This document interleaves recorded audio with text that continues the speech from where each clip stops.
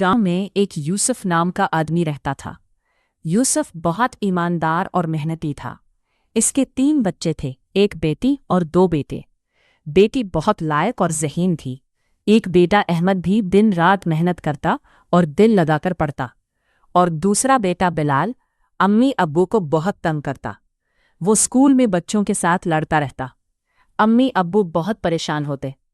ایک دن یوسف صاحب شام کو گھر واپس آئے تو اس کی بیوی نے بتایا کہ بلال ابھی تک گھر نہیں آیا۔ وہ دونوں ابھی باتیں کر رہے تھے، اتنے میں بلال آ گیا۔ اس کے سر پر چوٹ لگی تھی۔ امی ابو نے پوچھا تو آگے سے بدتمیزی کرنے لگا۔ امی نے آرام سے سمجھانے کی کوشش کی اور پانی لا کر دیا۔ بلال نے پانی امی کی طرف غصہ سے گرایا، اور امی ابو بہت پریشان ہوئے اور بیٹھ کر سوچنے لگے۔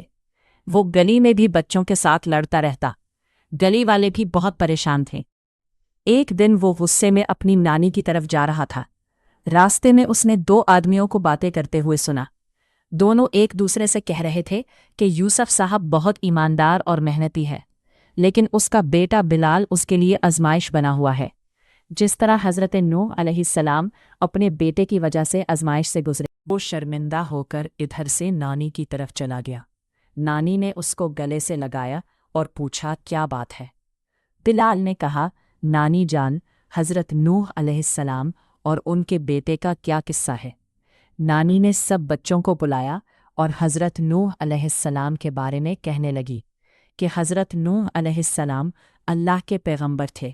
وہ اپنی قوم کو توحید کی تبلیغ کی طرف بلاتے، لیکن ان کی قوم گمراہ ہو چکی تھی۔ چند ہی لوگ ایمان لائے۔ بلال نے حیران ہو کر پوچھا کہ تبلیغ کے باوجود بھی اسلام نہیں لائے؟ نانی نے کہا، جی بیٹا، وہ گمراہ ہو چکے تھے۔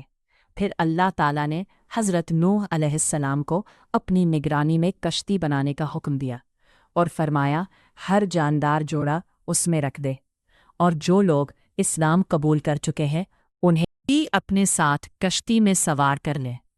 کشتی بہت بڑی تھی۔ لوگ جب کشتی بناتے ہوئے دیکھتے تو مذاق اڑاتے کہ تم ہمارے جیسے آدمی ہو اور ہمیں اللہ سے ڈراتے ہو۔ پھر ایک دن اللہ کے حکم سے زمین نے پانی اگلنا شروع کیا اور آسمان سے بھی مسلسل بارش ہونے لگی۔ کشتی ان کو لے کر طوفان کی لہروں میں چلنے لگی۔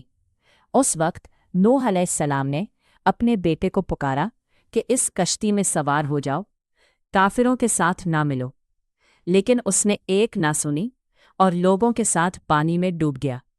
اس کہانی کا بلال پر اتنا اثر ہوا کہ اب وہ اسکول میں بچوں کے ساتھ خوش اخلاقی سے پیش آتا اور گھر میں ماں باپ کی بھی ہر بات سنتا۔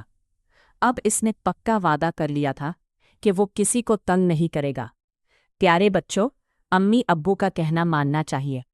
جو بچہ امی ابو کا کہنا نہیں مانتا، اللہ تعالیٰ اس سے سخت ناراض ہوتے ہیں۔